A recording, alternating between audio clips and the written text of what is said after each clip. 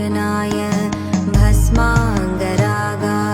महेश्वराय नित्याय शुद्धाय दिगम्बराय तस्मै नकाराय नमः शिवाय नमः शिवाय।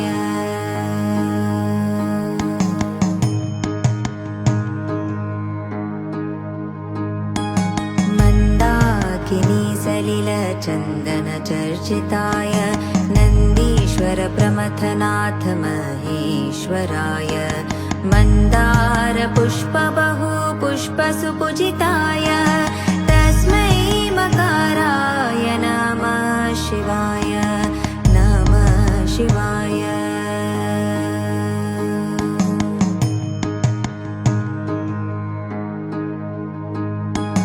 शिवाय गौरी वदनाब्जवृन्द सूर्याय दक्षाध्वरनाशकाय श्रीनीलकण्ठाय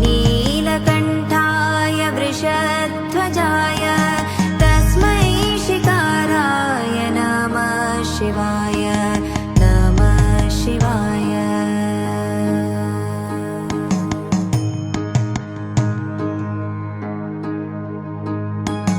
वसिष्ठकुम्भोद्भव गौतमार्य मुनीन्द्रदेवार्चितशेखराय चन्द्रार्कवैश्वानरलोचनाय तस्मै वकाराय नमः शिवाय नमः शिवाय।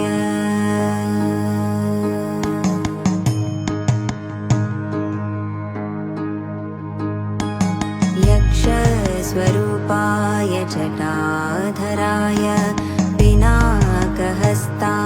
सनातनाय दिव्याय देवाय दिगम्बराय तस्मै यकाराय नमः शिवाय नमः शिवाय नमः शिवाय।